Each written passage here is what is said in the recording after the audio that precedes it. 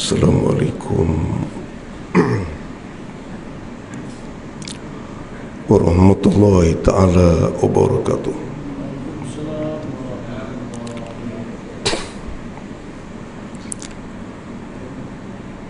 Alhamdulillahilladzi 'allama bil qalam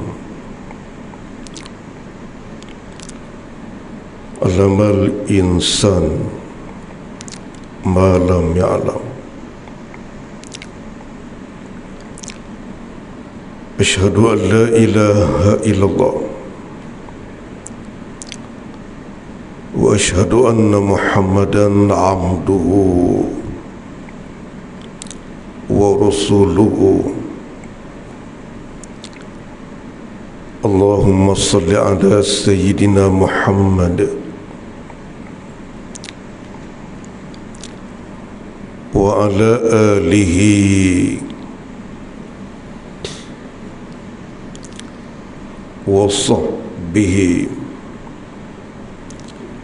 wa tabi'in tabi'in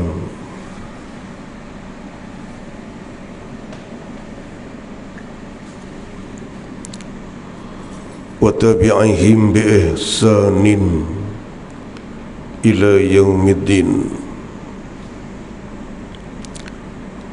Faqala Allah Ta'ala fi kitabihi A'udzu billahi minasy syaithanir rajim. Ya ayyuhalladzina amanu qu anfusakum wa ahlikum naro. Shadaqallahul azim.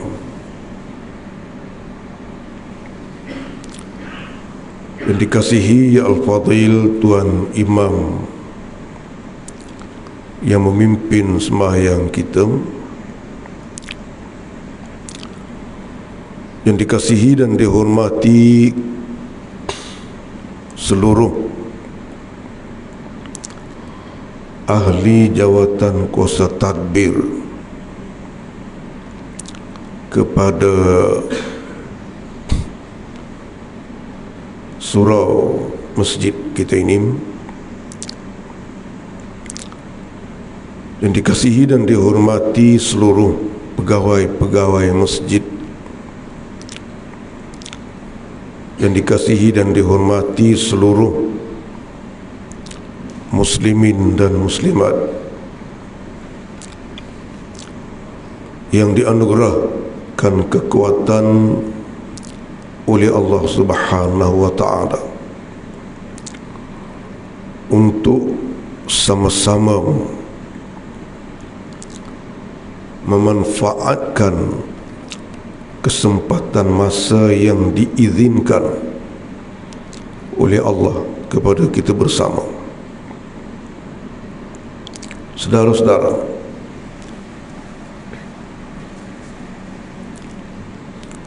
bulan sudah kita tengok, tak ingat.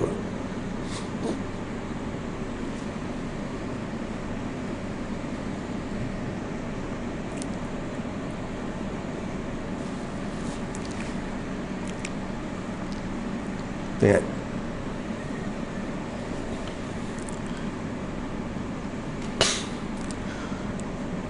Bulan sudah kita tengok apa? Tak ingat.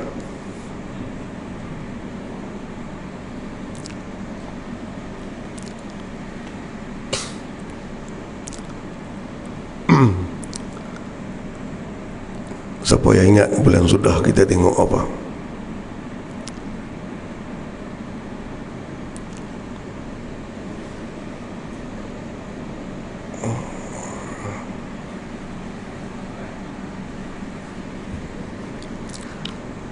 Tengok apa?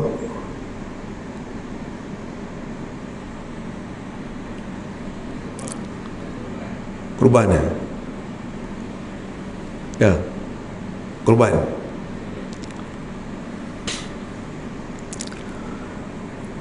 Okey tuan-tuan, kita tengok. Pagi ni cuba kita tengok satu perkara tuan-tuan.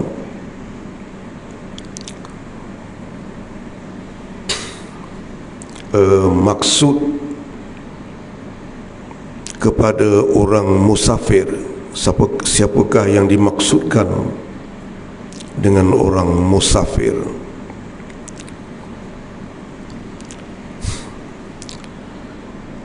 musafir ni tuan-tuan, dia ada 7 makna dia. Jadi kita senaraikan dulu 7 makna orang musafir itu, yang membolehkan untuk dia mengambil keringanan yang diberikan oleh syarak kepadanya. 7 maksud orang kafir itu, orang musafir itu ialah, yang pertamanya,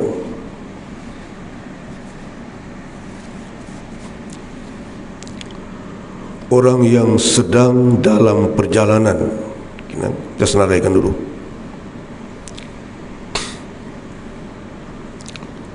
Orang yang sedang dalam perjalanan. Yang kedua,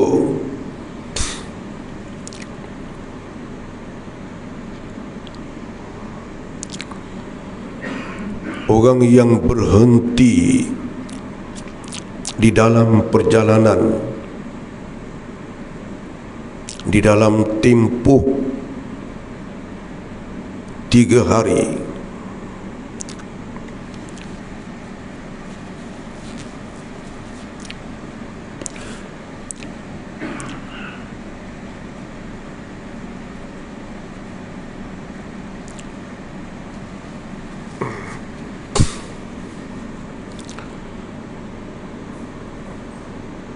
Yang ketiga,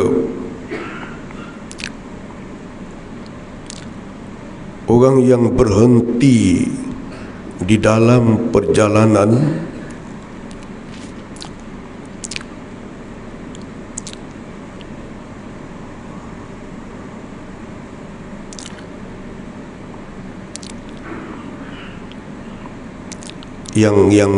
yang kedua tadi kita tambah satu kataan, orang yang berhenti dalam perjalanan yang diniatkan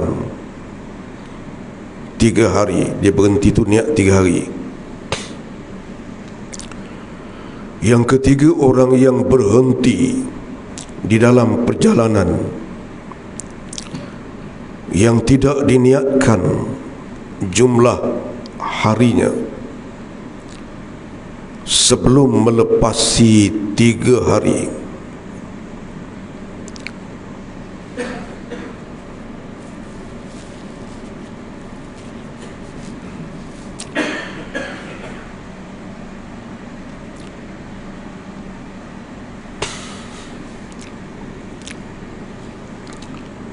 Yang keempat, orang yang berhenti di dalam perjalanan untuk menyelesaikan sesuatu masalah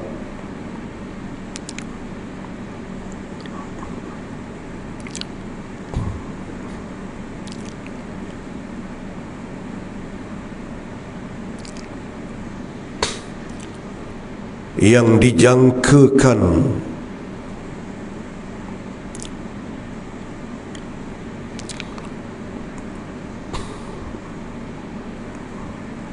boleh selesai di dalam tempoh 3 hari. Dapat? Saya ulang dia. Orang yang berhenti di dalam perjalanan untuk menyelesaikan sesuatu masalah yang dijangkakan boleh selesai di dalam tempoh 3 hari, tetapi tidak boleh selesai di dalam tempoh 3 hari yang menganjur kepada hari yang berikutnya, yang dijangka boleh selesai. Tetapi tidak boleh selesai juga menganjur kepada hari berikutnya, yang setiap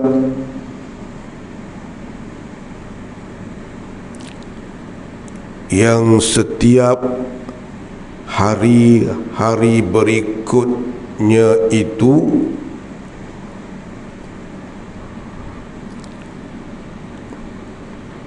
dijangkakan boleh selesai.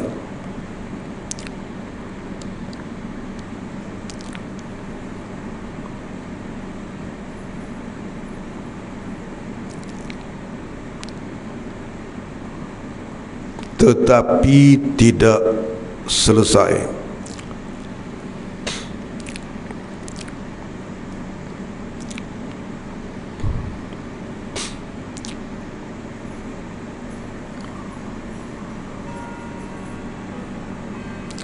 Sehingga 18 atau 19 atau 20 hari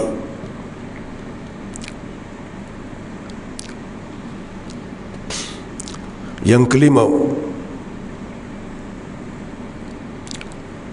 orang yang sampai ke tempat yang dituju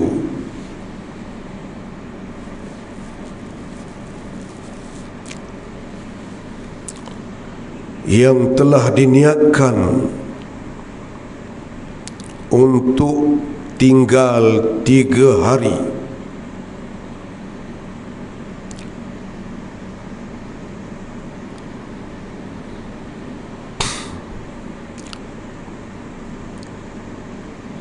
Yang keenam,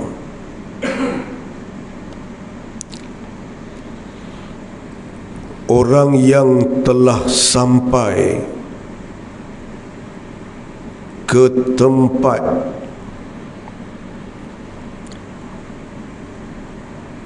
yang dituju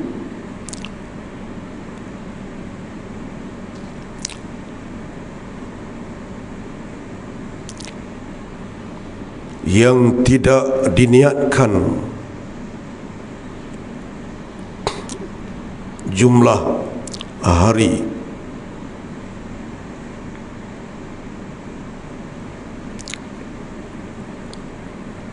sebelum melepasi 3 hari.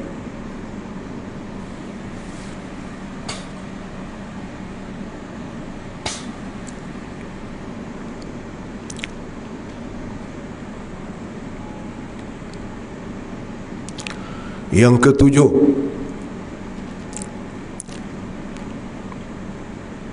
sama macam yang keempat tu, cuma yang keempat dia berhenti, yang ni dia sampai di tempat yang dituju, you know? Yang ketujuh, orang yang sampai ke tempat yang dituju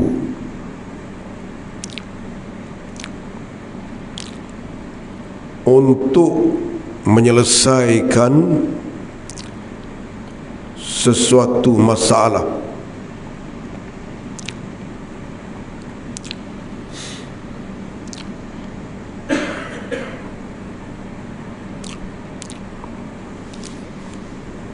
yang dijangkakan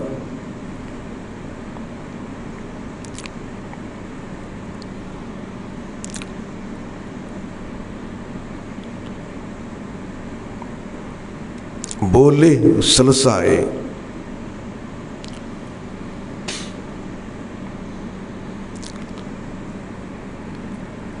di dalam tempoh 3 hari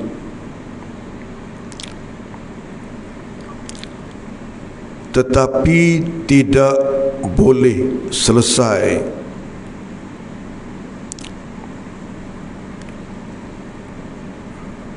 dalam tempoh 3 hari, menganjur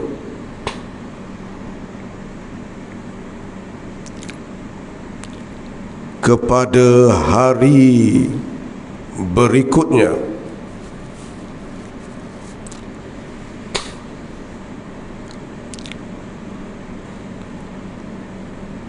yang dijangkakan boleh selesai, tetapi tidak boleh selesai. Menganjur kepada hari-hari berikutnya yang setiap hari berikutnya itu dijangkakan boleh selesai, tetapi tidak boleh selesai, sehingga 18 sama macam yang keempat, atau 19 atau 20 hari. Okey tuan-tuan, kita tengok satu-satu. Tengok satu-satu. Yang pertama, orang yang sedang di dalam perjalanan. Orang yang sedang di dalam perjalanan. Dia sedang dalam perjalanan. Kalau bas tengah berjalan. Oleh kereta api tengah berjalan. Kalau kuda tengah berjalan. Orang ikut kereta tengah berjalan. Orang yang sedang dalam perjalanan. Jadi dia adalah musafir. Yang kedua, dia berhenti. Dalam perjalanan itu dia berhenti dengan niat keberhentian dia ialah 3 hari, tidak lebih daripada 3 hari lah tuan-tuan. 3 hari itu kita jangan lupa cara kira hari dia. 3 hari dia kira macam ni lah. 3 hari itu kira macam ni, bukan kira macam ni lah. 3 hari kira macam ni. Hari sampai, hari pertama, hari kedua, hari ketiga, hari bertolak keluar semula. Kita ambil contoh, kita daripada seksyen 20 ini pergi ke kampung apa tuan-tuan, di Arau ya. Kampung apalah contohnya, kampung Kekabu di Arau. Kita berniat untuk berhenti di gurun 3 hari. Kita memang niat berhenti di gurun, di rumah saudara kita di gurun 3 hari.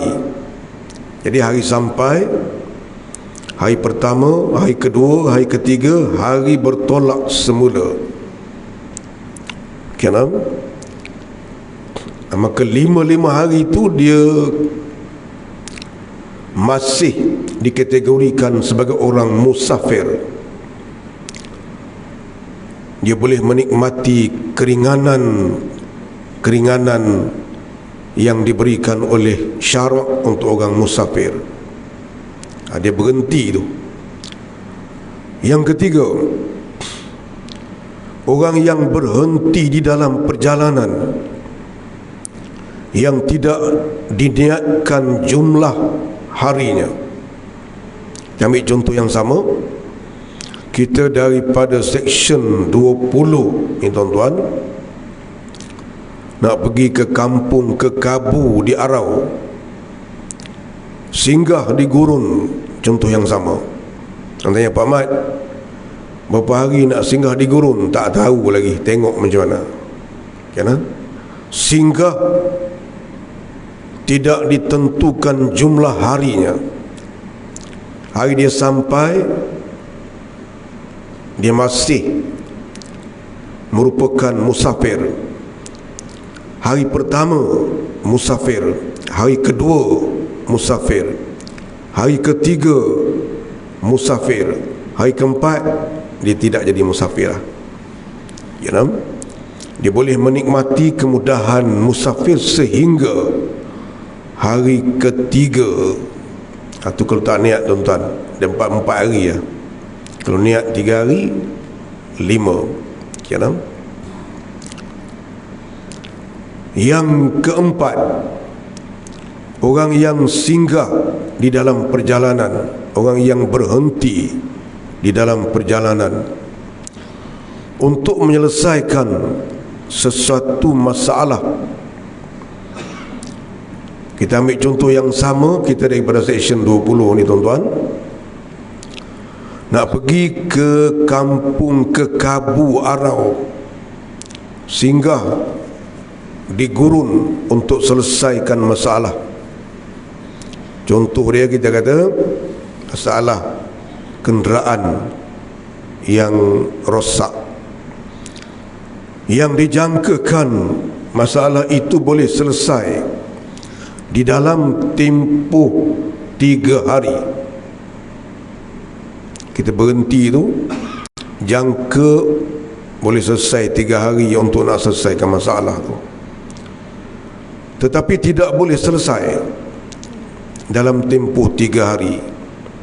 Bawa kepada hari yang keempat, yang hari keempat itu dijangkakan boleh selesai. Kalau hari keempat itu tak boleh selesai, jadi hukum macam lain pula tuan-tuan. Ya, dijangkakan hari yang keempat itu boleh selesai, tetapi tidak boleh selesai. Menganjur kepada hari yang kelimanya. Hari yang kelima itu pun dijangkakan boleh selesai, tapi tidak boleh selesai. Bawa pada hari keenam, dijangkakan boleh selesai, tetapi tidak boleh selesai. Keenam, dibawa kepada hari berikutnya, yang setiap hari berikut itu dijangkakan boleh selesai, tapi tak boleh selesai juga.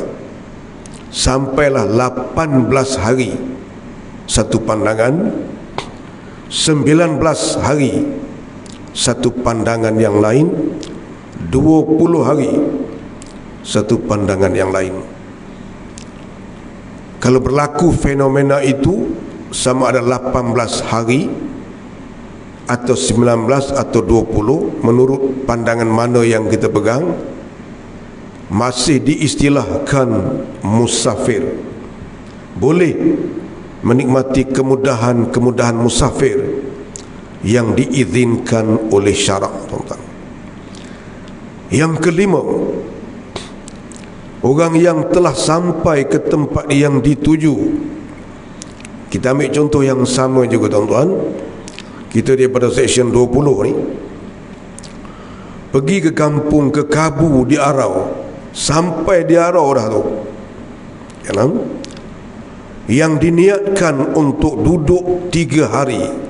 Kita dah niat dah, dia tak ada nawaitu ni niat kan, ya, dijadualkan. Niat tu jadual, dijadualkan untuk tinggal 3 hari, ya, 3 hari macam tadi juga kira dia. Hari sampai, hari pertama, hari kedua, hari ketiga, kemudian hari bertolak keluar semula. Jadi 5 hari itu kita masih dipanggil musafir. Itu yang kelima. Yang keenam, orang yang telah sampai di tempat yang dituju. Sampai di tempat yang dituju, tuan-tuan, tetapi tidak diniatkan jumlah harinya. Ambil contoh yang sama. Kita pergi ke kampung Kekabu Arau. Orang tanya, Pak Mat nak duduk berapa hari sana? Tak tahu lagi. Pergilah, tengoklah macam mana. Jadi hari sampai, hari yang pertama, hari kedua, hari ketiga, hari keempat, hilang status musafir. Hari sampai itu masih musafir. Hari kedua masih musafir. Kerana hari pertama, hari sampai masih musafir. Hari pertama masih musafir. Hari kedua masih musafir. Hari ketiga masih musafir. Hari keempat dia bukan musafir, sudah jadi mukim orang tu, tuan-tuan. Kianam. Jadi hari sampai, hari pertama, hari kedua, hari ketiga dia boleh mengambil keringanan musafir yang dibenarkan oleh syarak. Misalnya solat jamak qasar ataupun berbuka puasa sekiranya dia mahu, tuan-tuan. Yang ketujuh, macam yang keempat tu juga yang ketujuh. Yang beza dia, sana singgah, yang ni sampai. Yang ketujuh, orang yang telah sampai ke tempat yang dituju untuk menyelesaikan masalah. Dia pergi tu untuk selesaikan masalah ke satu tempat. Dah sampai dah, dia dah sampai dah situ, dan dijangkakan masalah tu boleh diselesaikan dalam tempoh 3 hari. Kerana jangka selesai masalah ni tak lebih daripada 3 hari. Tapi kalau jangka masalah tu tak boleh selesai dalam tempoh 3 hari, habis dia tak jadi dah.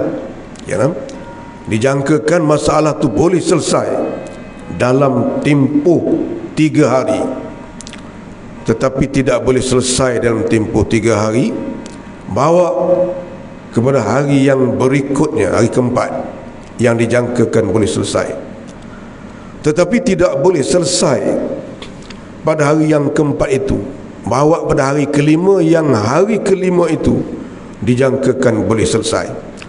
Tapi kalau hari kelima tu jangka tak boleh selesai, hukum je lain. Tak boleh selesai, bawa pada hari yang keenam, yang dijangka boleh selesai, tak boleh selesai sampailah 18 atau 19 atau 20 hari, tuan-tuan. Jadi kesemua 7 perkara itu dikategorikan sebagai orang musafir, dan seseorang itu boleh mengambil keringanan musafir yang diizinkan oleh syarak, terutama dalam kes sembahyang jamak qasar, kes-kes memakai khuf dalam wuduk, kes-kes tidak berpuasa ataupun membuka puasa sekiranya dia mahu, yang dibenarkan oleh syarak, tuan-tuan. Itu adalah maksud orang musafir. Jadi kita berhenti situ dulu, tuan-tuan. Kita buka kepada perbincangan. Siapa-siapa yang ada apa-apa soalan, tuan-tuan, sekadar kemampuan yang dianugerahkan oleh Allah Subhanahu Wa Taala kepada kita, cuba kita tengok bagaimanakah bentuk penyelesaiannya. Silakan, tuan-tuan, siapa-siapa yang ada apa-apa.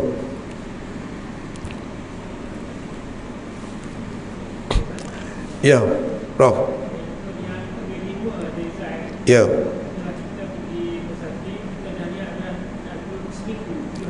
Ya. Ya.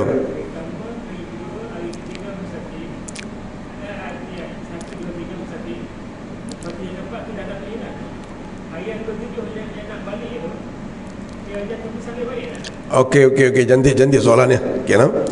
Cuba tengok perkara yang kelima tu. Kenapa? Orang yang telah sampai ke tempat yang dituju, yang diniatkan untuk duduk 7 hari. Tu, kenapa? Yang diniatkan untuk duduk 7 hari. Jadi adakah hari dia sampai tu dia dianggap musafir? Pertama musafir, kedua musafir, ketiga musafir, keempat tidak. Macam mana kedudukan dia? Kenapa? Dia tu, Prof, kena orang yang berniat untuk duduk di tempat yang dituju itu melebihi 3 hari. Kenapa? Dia sampai tu habis dah status musafir dia. Kenapa? masuk sempadan dalam kawasan itu, gugur status musafirnya. Musafir dia sebelum melangkah masuk, kalau pagar sebelum melangkah masuk pagar, sebelah sini pagar okey lagi, masuk ya, habis ya, sudah terangkat status musafir, statusnya bertukar menjadi mukim. Segala kemudahan, keringanan yang dianugerahkan kepada orang musafir sudah tidak boleh dilakukan.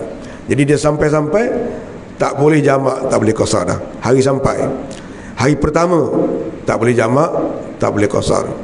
Hari kedua tak boleh jamak, tak boleh qasar. Hari ketiga tak boleh jamak, tak boleh qasar. Hari keempat tak boleh jamak, tak boleh qasar. Hari kelima tak boleh jamak, tak boleh qasar. Hari keenam tak boleh jamak, tak boleh qasar. Hari ketujuh dia niat nak duduk 7 hari, 7 hari tak boleh jamak, tak boleh qasar. Hari yang ke-8, hari nak keluar semula, khilaf ulama situ. Itu kerana status dia sudah menjadi mukim. Tu cantik tu soalan kita. Kalau yang boleh ni diniatkan, tempat yang dituju tu diniatkan untuk duduk 3 hari. 3 hari, masuk 3 hari tu 3 hari ke bawah. Jadi hari sampai boleh, hari pertama boleh, hari kedua masih musafir, hari ketiga masih musafir, hari nak bertolak balik itu pun dianggap musafir lagi. Tapi kalau lebih daripada 3 hari, sampai-sampai tu dah habis dah, hari nak bertolak balik tu, yang tu khilaf ulama. Sebahagian tidak mengizinkan untuk dijamak dan diqasar, sebahagiannya mengizinkan jamak tamam, jamak qasar tidak dibenarkan. Dan sebahagian ada juga pandangan-pandangan yang membenarkan untuk jamak qasar pada hari nak bertolak keluar itu. Okey, cantik soalan tu. Ada apa yang tuan kita?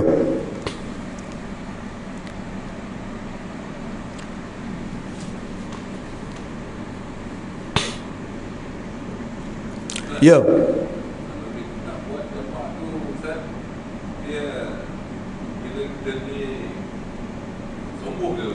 Okey, cantik soalan ni. Kalau kita tak buat jamak tu, sombongkah kita? Dia ada 2 bahagi dalam kes itu. Yang pertamanya, kalau jarak musafir melebihi 2 marhalah tetapi kurang daripada 3 marhalah, boleh jamak qasar, boleh tidak. Tetapi tidak jamak qasar itu lebih afdal. Jarak melepasi 2 marhalah tetapi kurang daripada 3 marhalah, boleh jamak, boleh qasar. Boleh tidak jamak dan tidak qasar. Tetapi tidak jamak dan tidak qasar itu lebih afdal. Okey. Sekiranya dia jamak qasar, boleh sah semayanya tetapi tidak afdal. Sekiranya dia tidak menjamak dan tidak mengqasarkan, sembahyang berasingan dan tamam, lebih afdal, dan dia tidak dianggap sombong dan sebagainya. Okey, itu yang pertama. Yang kedua, sekiranya jarak musafir melepasi 3 marhalah, tidak ada perkara khusus, tak ada perkara khusus. Okey, dia boleh jamak qasar dan boleh tidak jamak qasar, sembahyang berasingan dan tamam, boleh dua-dua. Kalau dia memilih untuk jamak qasar, dia memilih untuk jamak qasar di atas mengambil anugerah daripada Allah, dia dapat pahala, dapat pahala. Kemudian oleh kerana jarak perjalanan melebihi 3 marhalah, dia dapat afdal, dapat pahala afdal. Dan kita kata dia dianggap orang yang menerima anugerah, orang yang berasa berbesar hati dengan anugerah Allah Subhanahu wa taala. Boleh? Okey. Sekiranya dia tidak menjamak dan tidak mengqasarkan sembahyangnya. Misalnya kita kata, kerana dia sembahyang berasingan dan tamam. Masuk zuhur, sembahyang zuhur sahaja 4 rakaat. Masuk asar, sembahyang asar sahaja 4 rakaat. Okey, adakah dia dianggap sombong? Okey, dia macam ni cerita dia. Kalau dia sembahyang berasingan dan tamam itu untuk melatih diri dia, melatih diri dia lama dalam beribadah dan banyak kali frekuensi dalam hidup dia itu masa beribadah, yang tu tidak dianggap sombong. Kalau dia gagal membezakan, aku sembahyang jamak qasar ni, yang ni kerana mengambil keringanan ke ataupun kerana manifestasi daripada malas yang ada dalam diri dia. Tak dapat beza. Aku ni sebenarnya jamak qasar ni pasal malas ke pasal ambil keringanan, maka dia boleh tidak menjamak dan mengqasarkannya. Tetapi kalau dia jamak qasar tu, kita jamak qasar, malas nak sembahyang panjang-panjang sangat, yang tu tak boleh. Kerana ibadah tidak boleh dibuat di atas asas malas. Jadi kalau sekiranya tuan-tuan pernah dengarlah tuan-tuan guru sebut tu saja jamak, tu saja qasar lah, sembahyang penuh lah. Kerana apa tu? Mengelakkan daripada ibadah itu didirikan di atas sifat, terbit daripada sifat malas.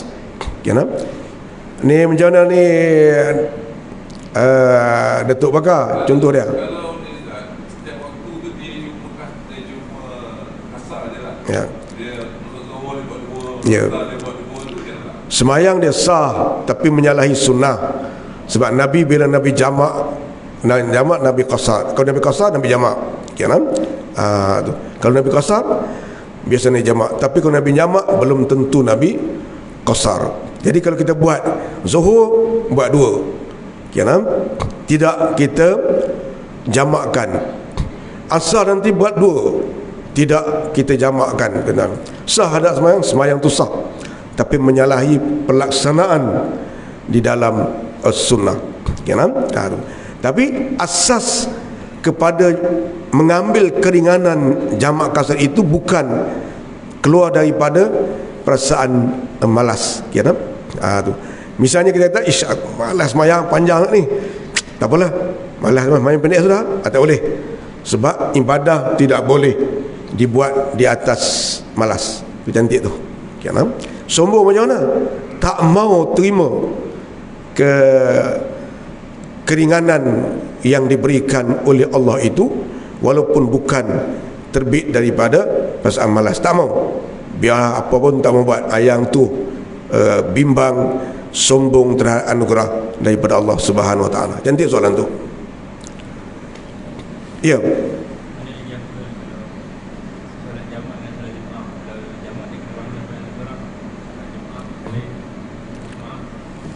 Okey, cantik soalannya. Okey, manakah lebih afdal, solat jamak ataupun solat jamaah? Kalau kita solat jamaah, bukan jamaah, qasar. Manakah lebih afdal? Baiki sikit soalan tu. Mana soalan asal tu, mana lebih afdal, semayang jamak atau semayang berjamaah? Dia soalan tentang mana afdal jamak dengan jemaah tu, dia tidak boleh jadi, tidak menjadi isu. Yang menjadi isunya, mana lebih afdal, semayang semayang jamaah atau semayang qasar. Tu. Sebab kalau semayang jamak dengan jamaah tidak jadi isu, kerana kita boleh menghimpunkan jamak dan jamaah. Okey, kita semayang jamak zuhur dengan asar, semayang berjamaah, jamak tamam, zuhur tamam, asar tamam, tapi jamak tidak ada isu. Jadi isunya macam mana? Kalau buat jamaah tidak boleh qasar. Tu isu situ. Kenapa? Manakah yang nak kita pilih? Jamaah ataupun qasar? Maksudnya kalau kita jamaah tak boleh qasar. Macam mana? Kita seorang singgah berhenti sembahyang di satu tempat. Masyarakat setempat sedang nak mendirikan sembahyang. Kalau kita mengikut sembahyang bersama dengan mereka, kita tidak boleh mengqasarkan. Kalau kita qasar, kita tak boleh berjamaah. Manakah yang lebih afdal? Jamaah ataupun qasar? Kita kata lebih afdal orang yang berstatus macam kita ialah jamaah daripada qasar yang kita sembahyang seorang diri. Jadi jamaah sembahyang zuhur tu 4 rakaat dan jamakkan dengan asar. Asar tu kita qasarkan. Ini adalah kelebihan di dalam jamaah. Kita boleh menjadi lebih daripada kelebihan qasar kerana status kita, kesilapan-kesilapan di dalam sembahyang itu boleh berlaku. Kalau kita tahu para ulama yang besar ataupun rasul seumpamanya, bagi mereka kita kata tengok jarak perjalanan melebihi 3 merhala, maka qasar lebih afdal. Tapi orang status macam kita sembahyang seorang tu, Datuk Bakar panggil Datuk tak apa, okey ya. Kita sembahyang seorang tu, dia mudah berlaku kekurangan-kekurangan kepada sembahyang kita. Nak ambil kelebihan qasar, tetapi sembahyang asal kita itu mudah untuk kurang benda-benda asasnya. Jadi kerana itu, kalau bertembung jamaah dan qasar di tempat-tempat yang tertentu, kita kata terutama tempat-tempat orang-orang yang alim, misalnya kita kata kita singgah di satu pondok, tuan-tuan, budak-budak yang mengkhususkan hidup mereka untuk ta'abud kepada Allah Subhanahu wa ta'ala, sembahyang berjamaah dengan mereka lebih afdal daripada sembahyang qasar seorang diri, tuan-tuan. Cantik tu soalan tu. Last soalan, tuan-tuan. Ya.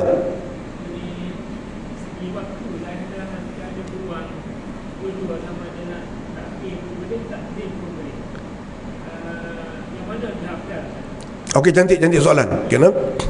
Manakah lebih afdal? Kita nak sembahyang jamak takdim gitu, ataupun nak jamak takhir? Kenapa? Dia ada 3 kelompok sebenarnya. Kenapa? Pertama, hanya boleh jamak takdim sahaja, tidak ada istilah afdal, tidak afdal. Kenapa? Tu.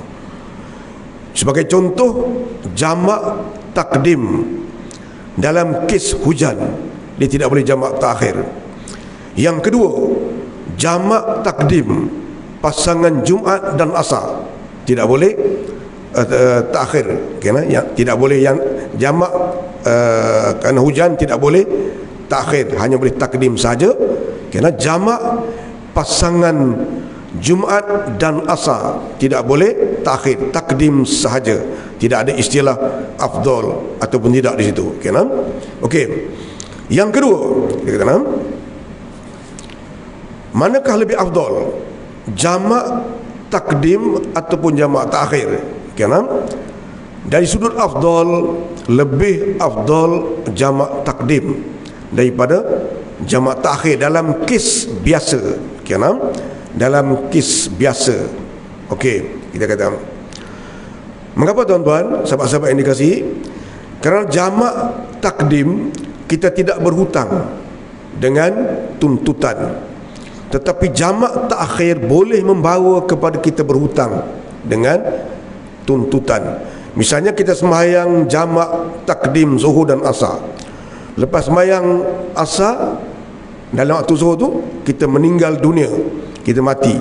Dalam keadaan kematian kita, sembahyang kita telah selesai, sembahyang yang belum masuk waktu pun kita sudah selesai. Okay, kalau kita jamak takhir, kita kata masuk zuhur kita tak sembahyang lagi, masuk asar kita lewatkan sikit, asar 4.30 masuk, kita tak sembahyang lagi.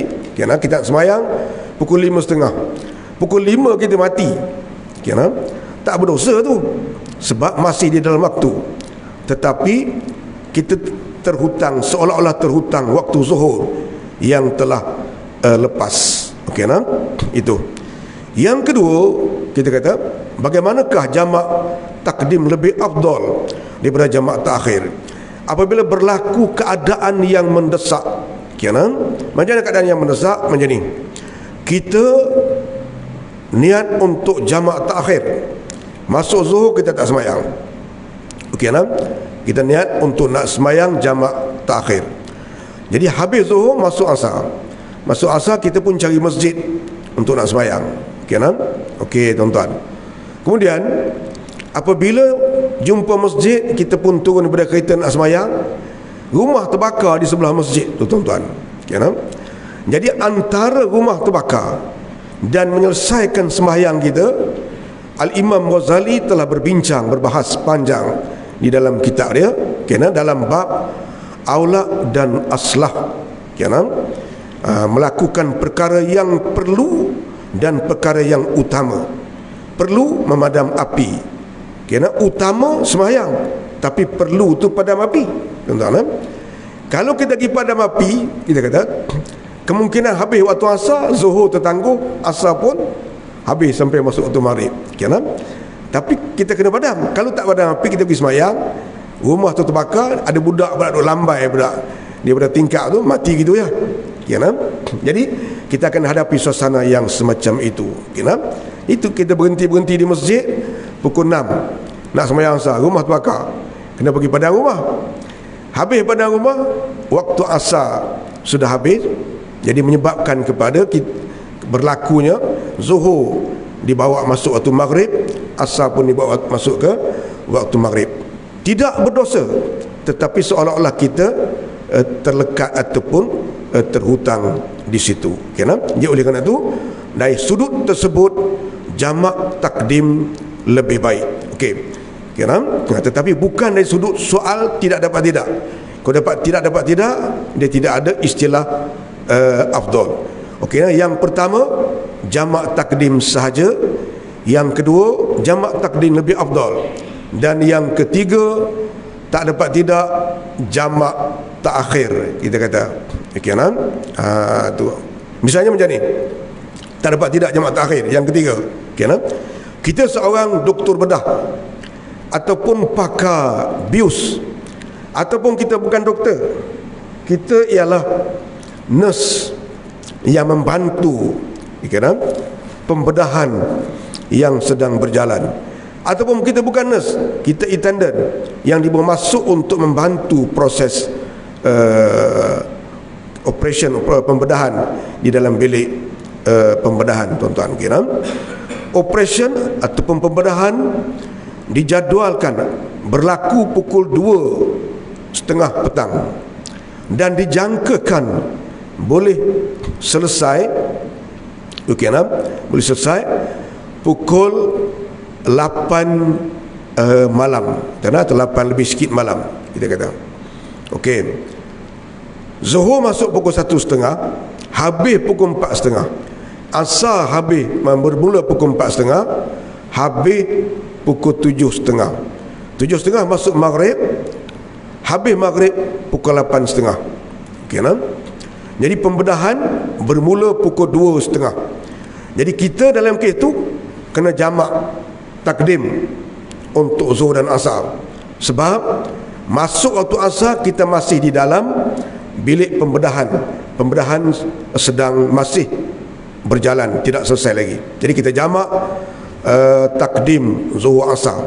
Jadi kita pun selesaikan sembahyang zuhur, selesaikan sembahyang asar. Kalau kurang merhalah, tak sampai 2 merhalah, jamak tamam. Kalau melepasi dua marhalah jamak qasar, kan? Okey, kita pun masuk bilik pembedahan. Okey, habis waktu maghrib, kita kata kita masih dalam pembedahan. Habis asar, kan? Asar dah selesai, habis asar masuk maghrib. Masuk maghrib kita masih dalam bilik pembedahan. Maghrib habis pukul 8.30. Pembedahan habis pukul 8.05, kita kata. Habis pembedahan, selesai pembedahan. Kan? Kita nak keluar dari bilik bedah, nak pergi gitu gini, kita kata tidak boleh dapat, kita kata nak masuk bilik air gitu gini. Maka pada masa itu, mana jamak takhir, kita kata mengambil tempat, tak dapat tidak kena jamak takhir. Kan? Bukan afdal, tetapi tidak dapat tidak. Kalau kita habis pembedahan, kita kata pukul 8.15, 8.30 habis waktu maghrib, kan? Kita bergegas untuk menyelesaikan sembahyang maghrib. Mungkin tak sempat nak masuk bilik air apa, urusan-urusan kerja tu habis tu pukul 8.15, tapi benda-benda yang bersangkutan masih belum selesai. Jadi habis tu, okay, masuk waktu maghrib, kita kata waktu maghrib kita boleh niat untuk jamak takhir, kita kata, ataupun pembedahan habis pukul 9, kan? Tu. Jadi kita jamak takdim tak dapat tidak. Kemudian bila masuk waktu maghrib, kita kata kita hanya niat untuk jamak takhir kerana pembedahan akan berakhir pukul 9. Yang tu tidak dapat tidak. Kenapa? Jadi pasangan jamak takhir, jamak takdim, manakah lebih afdal? Kenapa? Dia ada 3 statusnya. Pertama, tidak dapat tidak, jamak takdim. Kenapa? Yang kedua, dalam kes biasa, jamak takdim lebih afdal. Dan yang ketiga, tidak dapat tidak, jamak takhir. Kena dalam kes seperti mana yang disebutkan tadi. Kena kes bedah ni kita takut kes susah sangat. Kes kita tersangkut di dalam perjalanan, kena sangkut perjalanan mazhab luar daripada Syafi'i, kesesakan jalan, kena tuan-tuan lepas daripada bangsa nak bawa ke Ceras misalnya, kalau sangkut di situ waktu maghrib, habis kita kata baru jalan tak ada, nak berhenti tak boleh, mau tak mau apa jadi jamak takhir kalau berdasar pada pandangan luar daripada mazhab kita Syafi'i. Okey, cantik soalan tu, kan? Tu. Sekali itulah. Ya, Moji.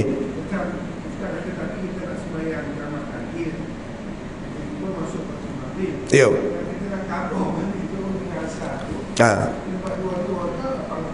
Okey, dia tak ada sunat untuk qada situ. Kan? Dia untuk kes tuntutan qada tak ada. Kes sembahyang tu lah. Okey, kita kata dalam kes jamak, kita kata kita nak masuk bilik pembedahan tu, kan? Sembahyang zuhur dengan asar kita jamak, kemudian habis nanti kita nak qada balik asar tu, gitu. Ya.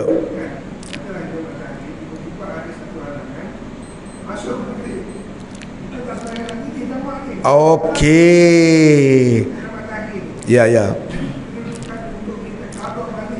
Okey, dia gini.